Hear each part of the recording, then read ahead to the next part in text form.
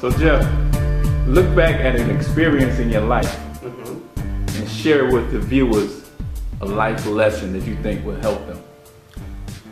Well, one thing I can say is always be positive. You never know what's going to happen. Even though sometimes bad situations come, you never know, it could be for your good. Okay, so elaborate. Give us the story behind that lesson. How did you come to that conclusion? Well, just recently, I had a situation with my job that they had to lay off people, and I was one of them.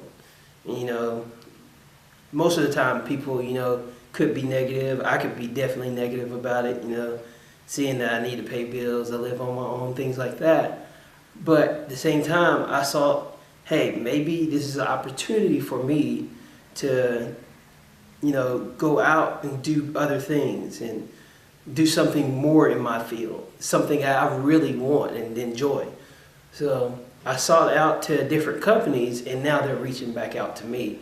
And I thought it would take only a long time, like a year or something like that. But it's been a very rapid process where they're calling me back, and within a week. And, it motivated me and said, you know what? Because of these, like me being positive, these situations are occurring. And if I was negative about it, it possibly wouldn't have gone this way. So I've always thought about, hey, don't always look at things bad. Look at this is a situation, how you want to overcome it, and how you can be positive while going through it. I'd have to say perseverance and not giving up. Is there a story behind that? Several, actually, and some, serious, like marriage or work. But I've chosen one through sports, a lesson that I learned. And really that lesson informs all of the even more important challenges that I have faced in my life.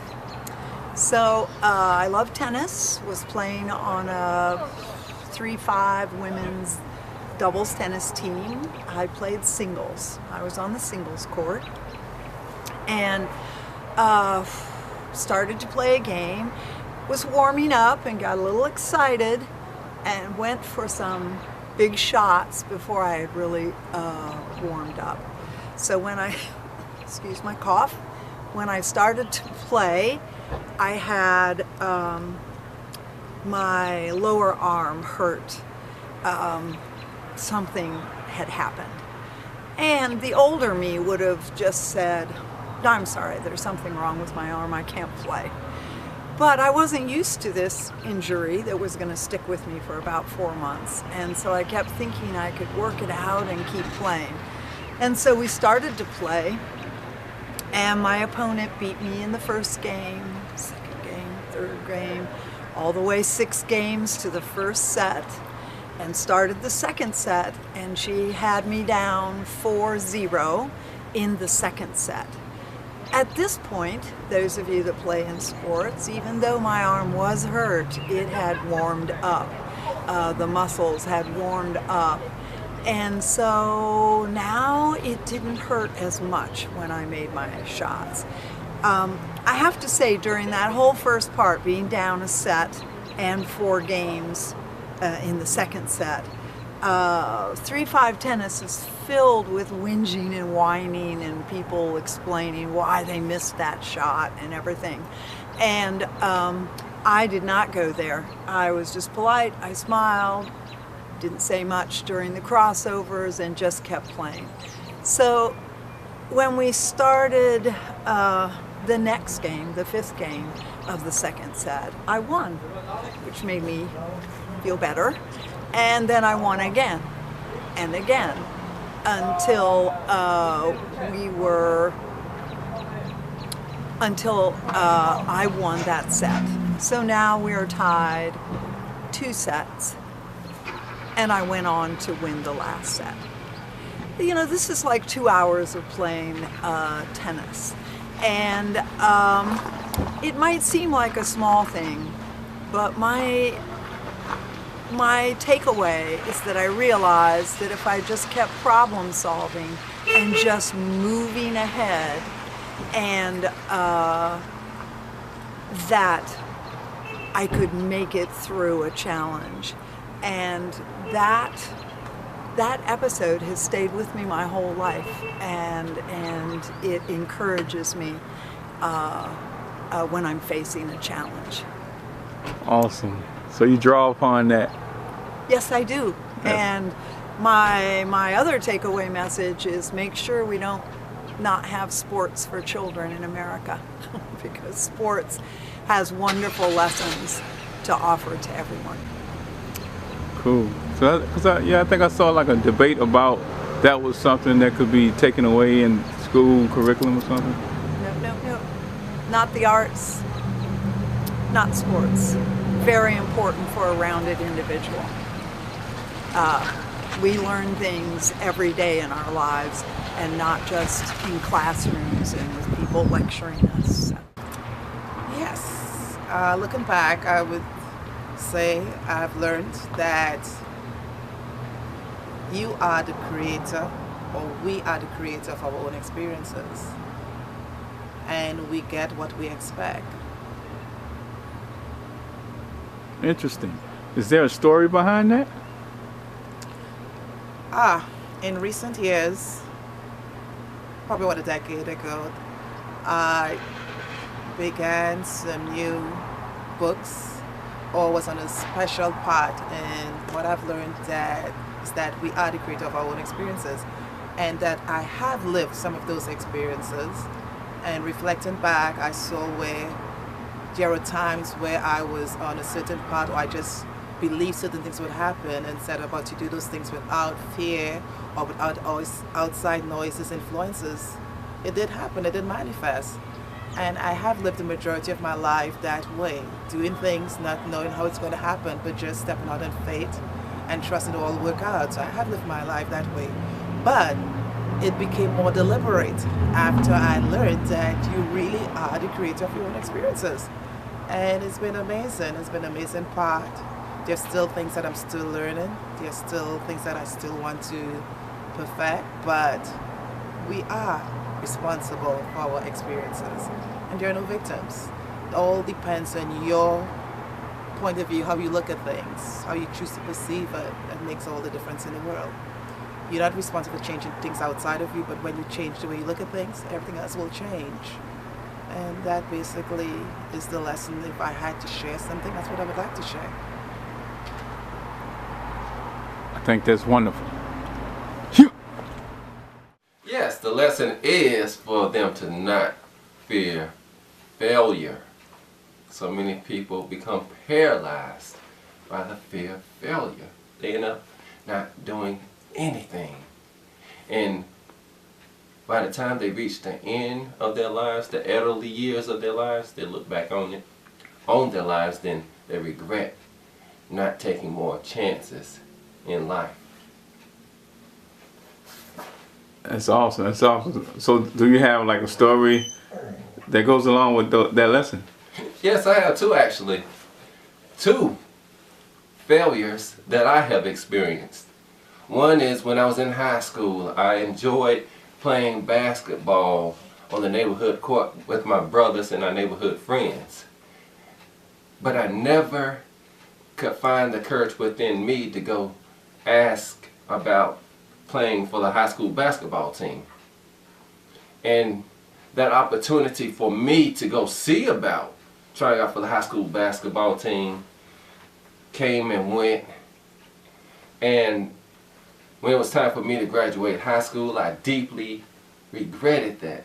I wish that I could turn back the hands of time and correct it, but I know that's impossible. So what I must do is to look back at that moment, that failed opportunity, and use it as an incentive for me to strive to breaking out of my comfort zone and going for whatever my heart desires to live my best life now, in spite of failure.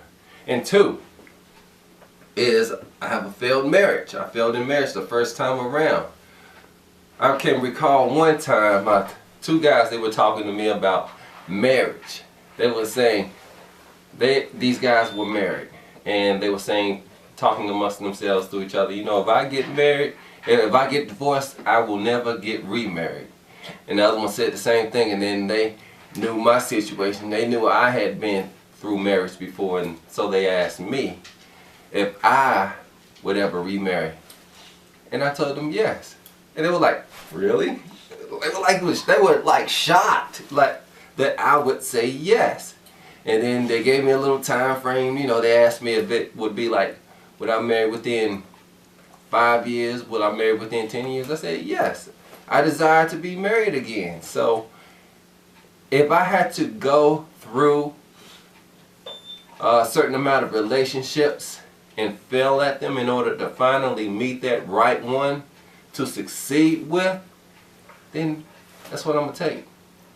I know that without failure, you can't really fathom what success is all about. So both of these stories have taught me that failure is necessary for success. Everyone who is viewed as successful has failed at some point in their lives. For example, Thomas Edison. He had 1,000 unsuccessful attempts at creating the light bulb. Now look at him.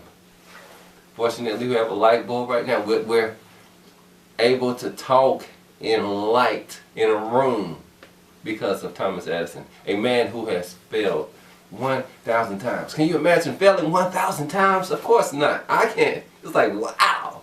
And still be persistent in striving and accomplishing your goal. That's amazing. In fact, if we have time, Hervy, I'd like to say a spoken word poem. Speak a spoken word poem I have. Okay, on sure. Failure. Let's have it. Okay. I used to be afraid of failure, thinking it was a bully, thinking I needed to avoid it at all costs. The criticism it brings, the pain it brings, the feeling of hopelessness and all those dreadful things. The tears, the fears, the questioning. Where do I go from here? Where do I go from here? Where do I go from here? I felt a tap on my shoulder. I turned around and it was failure. He said we needed to talk. I said, okay, let's take a walk. He said, first things first. You shouldn't run from me. You should learn from me. I'm a teacher, not a bully, but like you, many misunderstand me. He said, I'm not the Grim Reaper, but I'm your dream keeper. How bad do you want it? You have to pass the test. Do you really want to grow? You have to pass the test. Do you really want the best? You have to pass the test. You have to pass the test. You have to pass the test. He said, I asked Thomas the same questions. I said, Thomas who? He pointed at a light and said, Thomas Edison. I said, now I see the light. He said, that's right. If you really want your dreams, you have to put up a fight. He said, trials will try you and tests will test you. If Thomas can do it, you can too. As a child, Thomas Edison's teachers said he was stupid, too stupid to learn anything. He was fired from his first 2 jobs for being non-productive. As an inventor, Edison had 1,000 unsuccessful attempts at creating the light bulb. A reporter once asked him, how does it feel to fail 1,000 times? Edison simply replied and said, I didn't fail 1,000 times. The light bulb was an invention with 1,000 steps. What about you? Do you avoid failure? If you do, you shouldn't. I'm here to tell you. Let him teach you. Take my word, he won't defeat you. The only way that'll happen is if you defeat you. You get in your own way. You believe what people say. What you need to believe is that God will make a way. But until then, you faith it till you make it. You pray. You stay persistent to become your greatest. So fail, fail, fail. Fail your way to success. even if your invention requires 1,000 steps. And that's it. That's all I have. Bravo, bravo. Well said. Wonderful. Perfect way to end it. Thank you, sir.